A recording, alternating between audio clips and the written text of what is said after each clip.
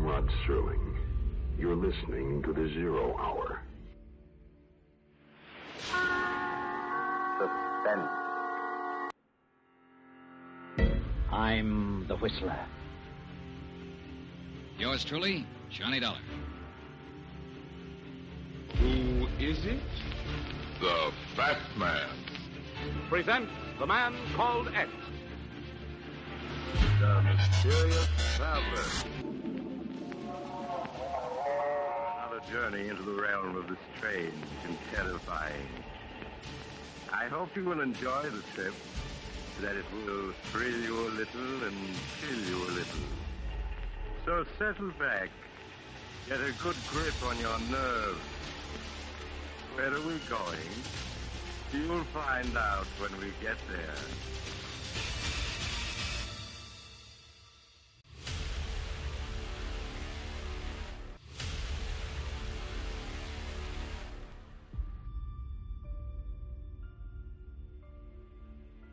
Hello everyone, and welcome to Drama and Theater, brought to you by Duane Old Time Radio.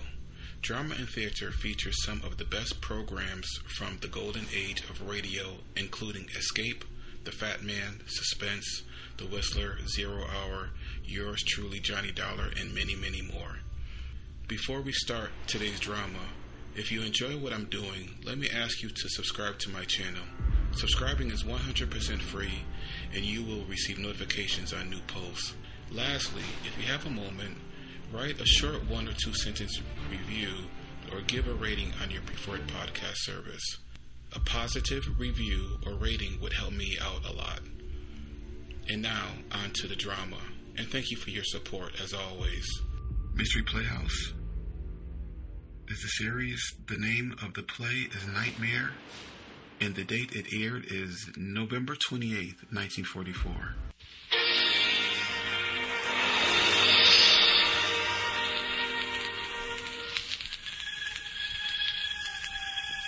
Good evening.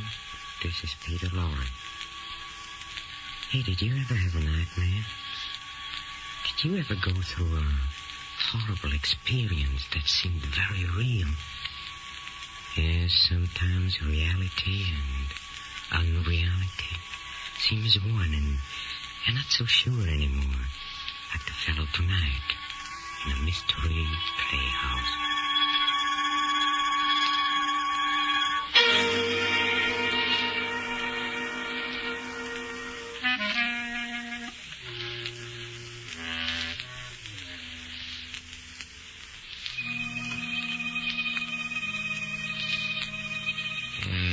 Yes, tonight we are going to have a nightmare. That is, we are going to hear about somebody else, which is almost as bad. This gentleman had a particularly realistic one. In fact, he didn't know for the life of him whether or not it really happened. But you listen for yourself to the unfolding of William Irish's strange and intriguing story of a man who dreamed he committed murder and woke up to the fact that maybe he actually had. Listen to Nightmare.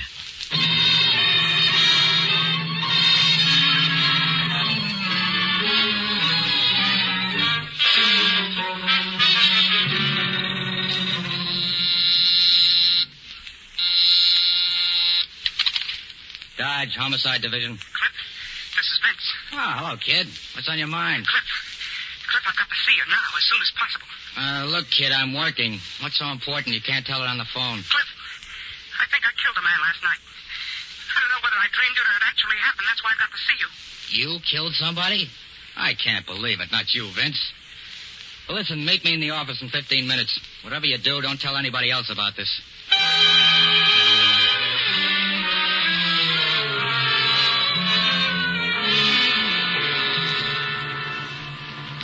Go ahead, Vince. Tell me some more about this dream of yours. Well, after that, Cliff, all I remember is the white face. The face of a woman. Beautiful, but false somehow. You see, we were in a room with nothing but doors. 8 doors, frame to frame, with no wall space between. Well, I opened one of the doors, and suddenly someone rushed at me. We struggled, and he forced me to the floor. As we fought, he said to the woman, "Hand me that knife."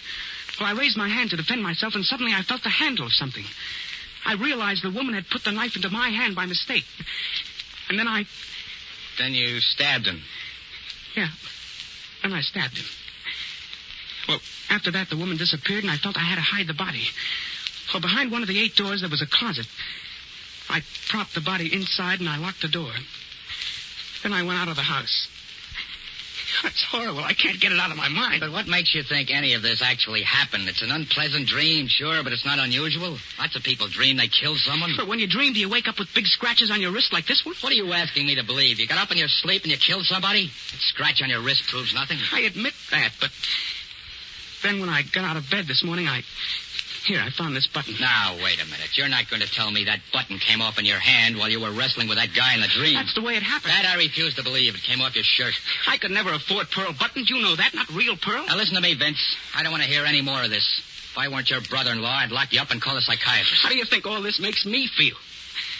Cliff, if it wasn't for the key, I could forget the whole thing. Key? What key?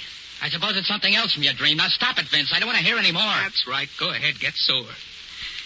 But no matter how angry you get, it doesn't destroy the reality of this key. Look at it. You never see a key like this these days. It's fretted. It's full of scroll work made of brass, old-fashioned, but nevertheless real. And in the dream, if it was a dream, that's the key I used to lock the body in the closet. What's there left to think?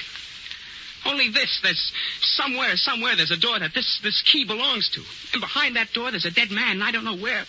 My Lord, I don't know where. Or who he is, nor how and why it happened. Now, look, kid. It's just one of those cockeyed dreams that happen to people, that's all. But if it'll make you feel any better, you can go in the teletype room and watch the reports, Vince. Every crime committed in this state is reported on those machines. Maybe you can identify yourself with some criminal and get this thing off your chest. I'll join you later.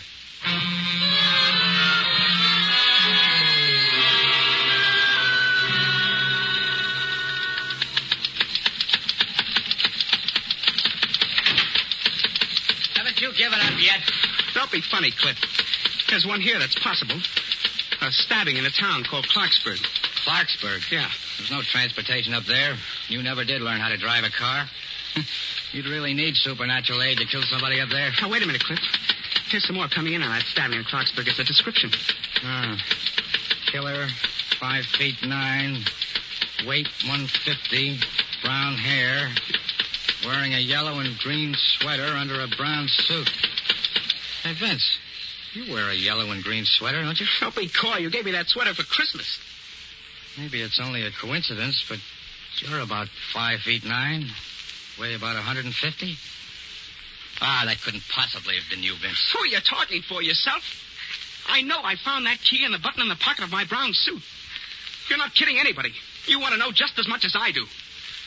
Come on, let's get started for Clarksburg.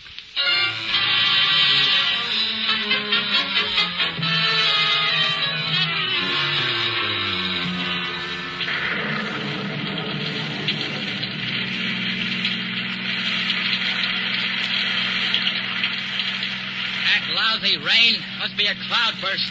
I can't see a thing. This windshield wiper's broken. Look, do you know where we are? We've been lost for the past 5 minutes. I don't even remember how we got on this road. Well, I'm going to roll down the window. Getting wet's better than crashing into something. Hey, Cliff. Yeah? Take the next road to the left. That'll get us to Clarksburg. How do you know it'll get us to Clarksburg? I thought you said you'd never been out this way before. Well, I don't know how I know.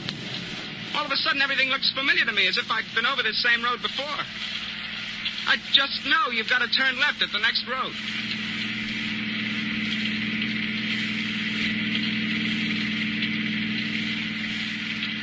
Stop here, Cliff. Stop here. Hey, what's the big idea? You're trying to kill somebody, grabbing a brake that way?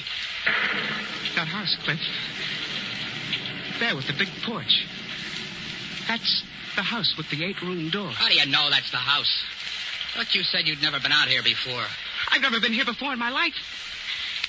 Unless it happened in your dream, is that it? Well, I think this is all crazy. We'll soon know for sure. Come on. We're going in and see whether there's an 8-doored room or not.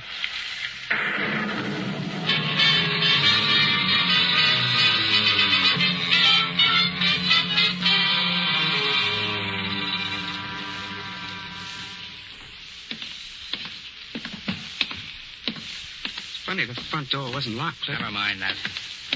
How do you know the 8-doored room is upstairs? I just know, that's all. Cliff, I think it's this room right here. This is it. This is the place, all right. Count them. 1, 2, 3, 4, 5. Doors. Where's that key? It's right here in my pocket.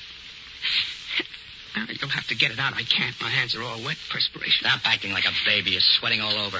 There's the key. Now, which door? That one, I think.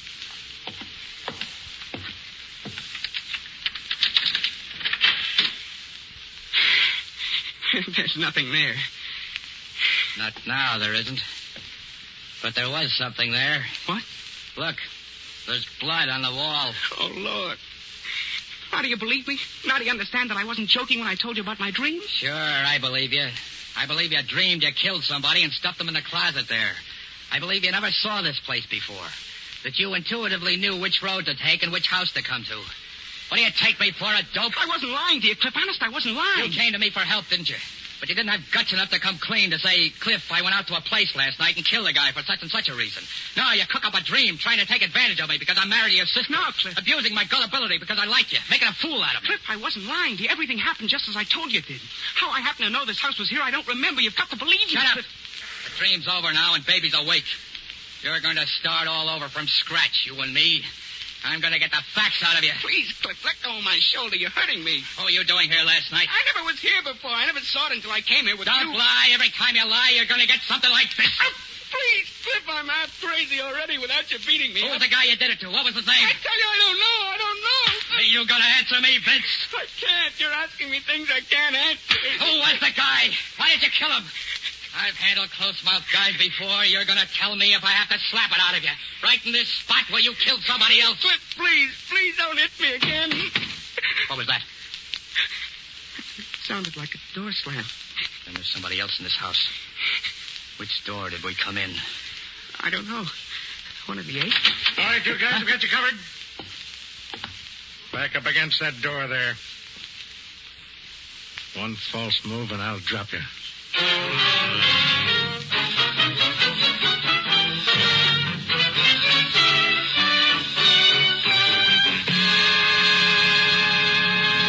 Haven't you found what you're looking for yet?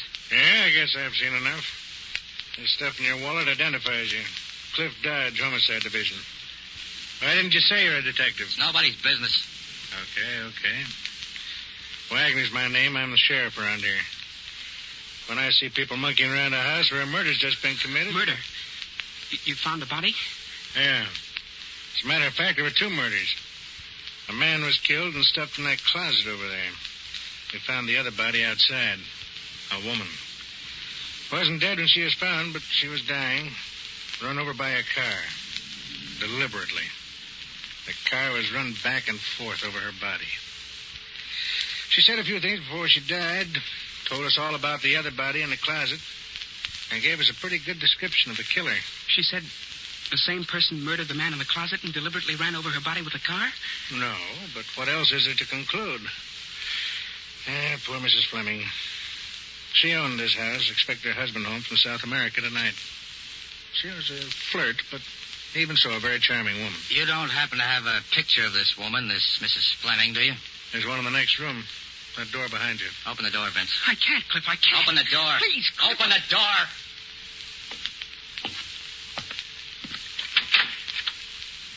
That's her, that big picture on the left.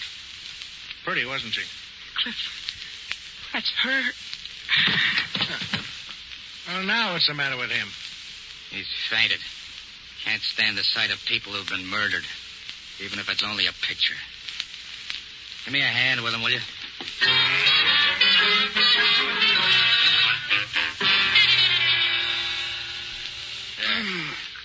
Now, do you feel any better, kid?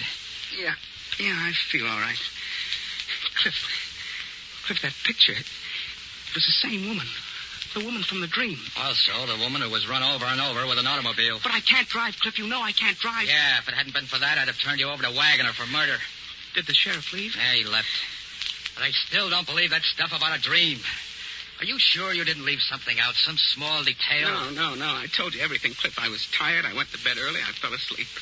That is right after Mr. Berg closed my door. Berg? You didn't mention any Mr. Berg before. Well, he moved into our rooming house about a month ago. Why did he come into your room? Well, the lights went on the blink. I remember he was carrying a candle. How was Berg holding that candle? Well, the flame was right in front of his eyes. I remember staring at it. I was very tired, Cliff. I don't remember everything. And Berg, he said you're very tired, didn't he? Yeah.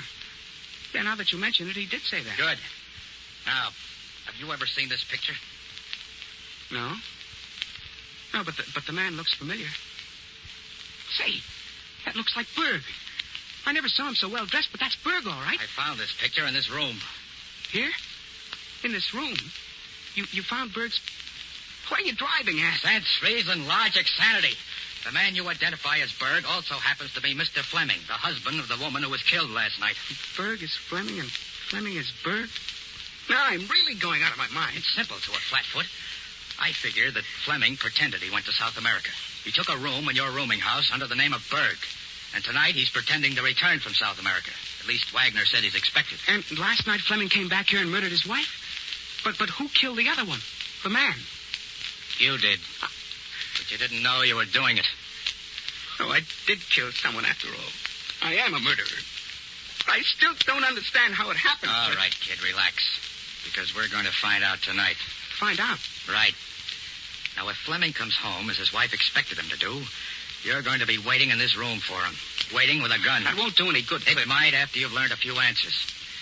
Now, I'm going to tell you exactly what to say to Fleming, word for word. You might not understand, but you're going to memorize the things I tell you to say word for word. Memorize? Yeah, because your life depends on it. Cliff, you're not going to leave me here alone, are you, Cliff? There'll be nothing I can do to help you, kid. If everything goes right, you'll come out of this scot-free. If anything goes wrong, that's the end. Now, Fleming will probably come up those stairs at the far end of the hall. So you'd better stand over here. The first thing to remember, let him speak first.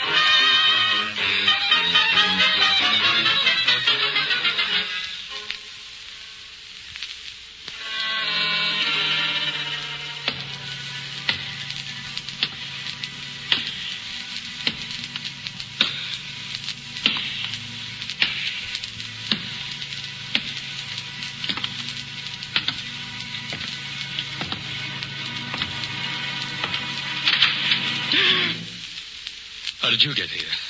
You showed me the way, didn't you? You remembered coming here? You're lying. Who brought you here? Who came with you? Just this gun. That's impossible. You had the look, the typical look. And why did you do everything you were told to do? I wanted to see where it was all leading. I thought there might be some good in it for me later. You purposely pretended? You mean you went ahead and consciously killed? I figured you'd pay off heavy afterwards to keep me quiet. I found your wife and her lover just as you said I would. It was easy. I should have known my control wasn't perfect when I saw my wife come running out of the house. She saw my car, came toward me. I waited, then gave it the gas. I killed the man and you killed your wife. You wanted them both dead, didn't you? Yes, but I didn't want to have to kill her myself. I loved her, but I hated her. She said I was too old for her. That's what I wanted to hear. What? That's it, to hear you convict yourself. What did you... I was lying to you. Your control was perfect. You hypnotized me easily. I guess I got a weak will or something. Well, then what did you... I was lying to you. I was hypnotized, all right. I happened to see your picture here in the house. I recognized you as Berg. And now I can't clear myself before the law ever. And you're going to pay for doing that to me now. Now, wait a minute. Don't do that. Don't shoot. Now, look. Here, I have a watch. See it? Solid gold inset with diamonds and rubies. It's worth $20,000. It's yours if you'll let me go. Stop dangling it that way. What are you trying to do? Now, listen to me. Give me another minute. A minute by the watch. Stay where you are. Now, don't move. You don't want to shoot, do you, my friend? You wouldn't want to smash this beautiful, lustrous watch? A golden, shining little timepiece? You can't take your eyes from it, can you?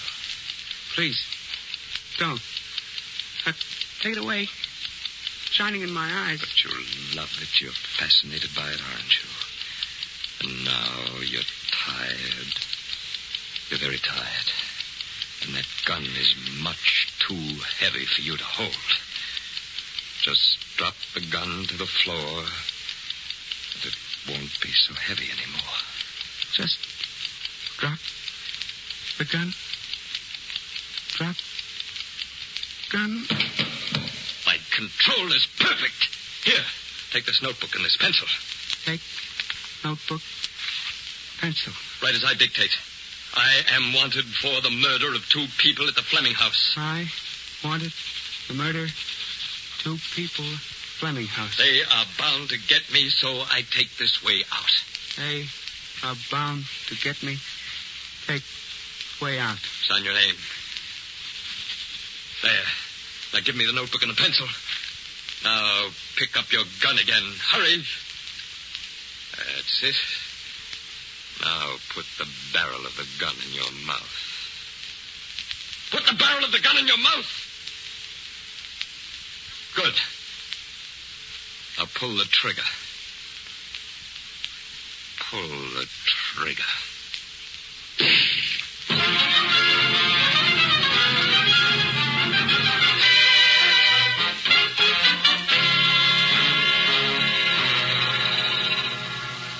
How is he, Sheriff? He's dead. We just made it in time. I didn't think he'd try anything like that. Vince. Vince. Come on a bit, boy. I'm all right. It's just that everything's hazy. Fleming really threw a trance on you. You were just going to blow your own head off when I plugged Fleming. Had to. Only way I could break the spell in time to save you. You shot Fleming? Cliff, did I do it all right? Did I do everything you told me to do all right? Perfect. I had a hunch it was hypnosis the minute you told me about the candle. But how was I going to prove it? Only by having you come up against Fleming. That's why I left you here. Wagner and I were in the basement with a dictaphone. We put a microphone in the ventilator. I didn't want to make you nervous. That's why I didn't tell you about it. Then I'm free? I won't be tried for murder? Not around here, you won't. I'm sheriff here. This crime is solved. Oh, thank heaven for that. I don't think I could go through a court trial. One nightmare in a lifetime is enough.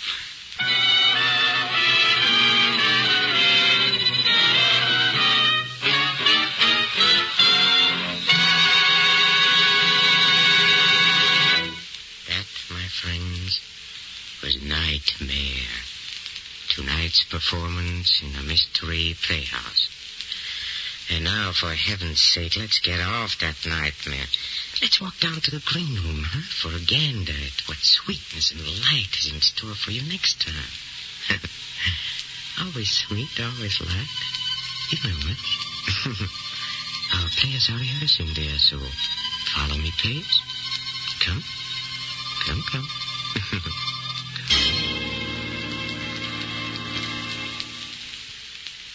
had been hard to convince Anne at first. Easy enough for me to say, we have to get rid of Ole. But Ole was Anna's brother. We talked it over on the cliff near the land. We have to, Anna. We have to go through with it. Oh, Richard, there must be some other way. The way things are now, everything's hopeless. You know that.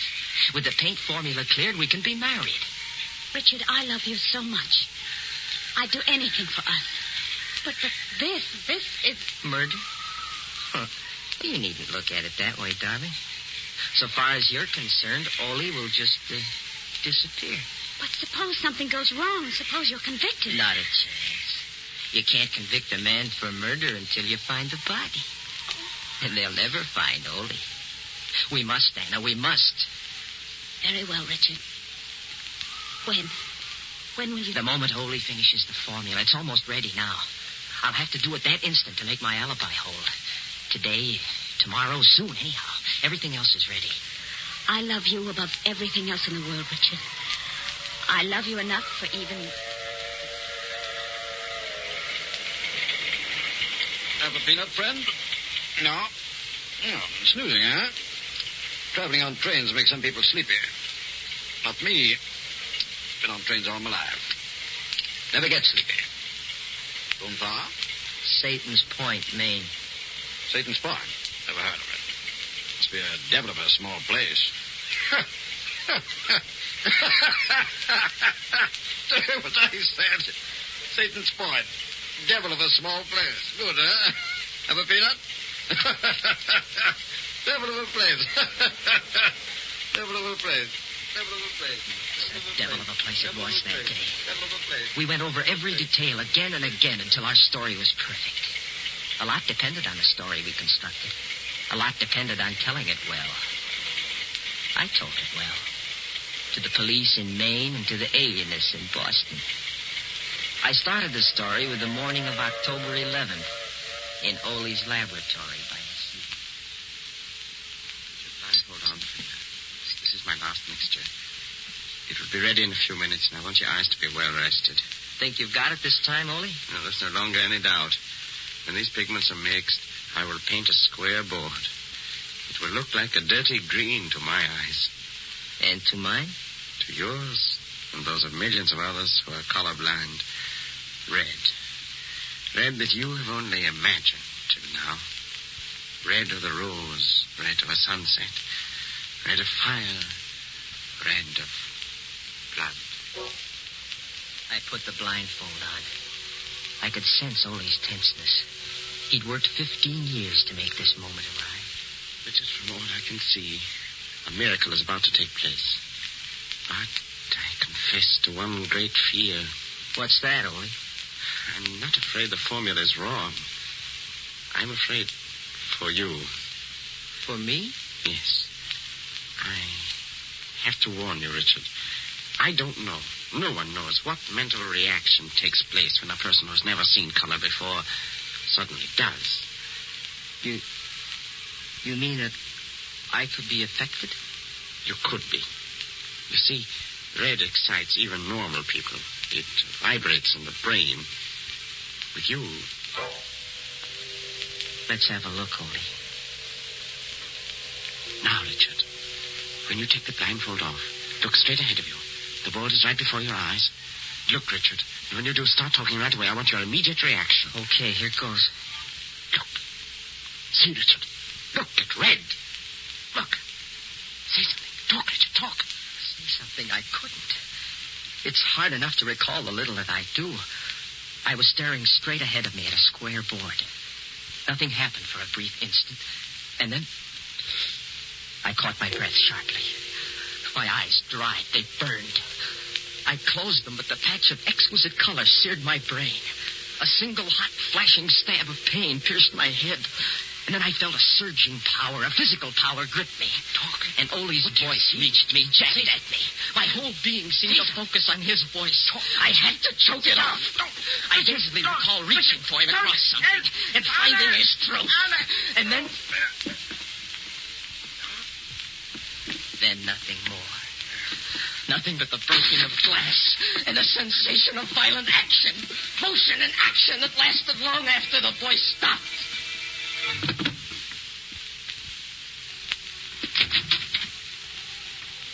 Then I felt cold air lashing at me.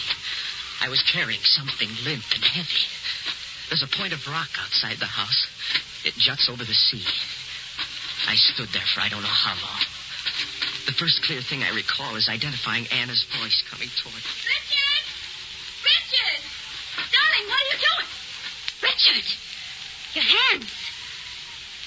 There's blood. Something died in me. I sank to the ground, moaning. Anna, I'm afraid. I'm afraid. What do you suppose all this is, huh? Sounds like somebody got themselves murdered, doesn't it? Well, that was an appetizer for our next mystery entree. And that old master chef, the laughing boy of the inner sanctum, Raymond, is going to serve it up to you. Yes. Raymond's going to be here next time in company with his fellow creeps in another attempt to scare the living daylights out of you. So why not humor the old creep and be around when we open the squeaking door of the inner sanctum? This is Peter Lorre, closing the doors of the Mystery Playhouse. Good night. Sleep tight.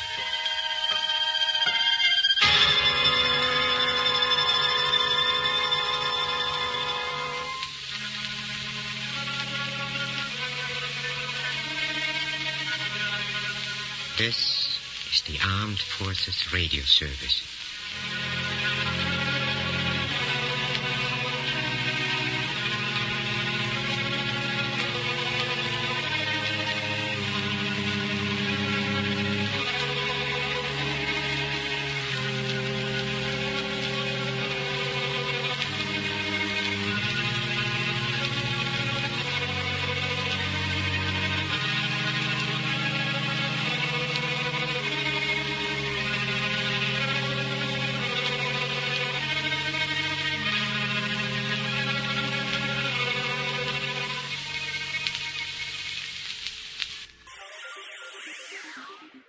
Thank you for listening to and showing your support for my podcast.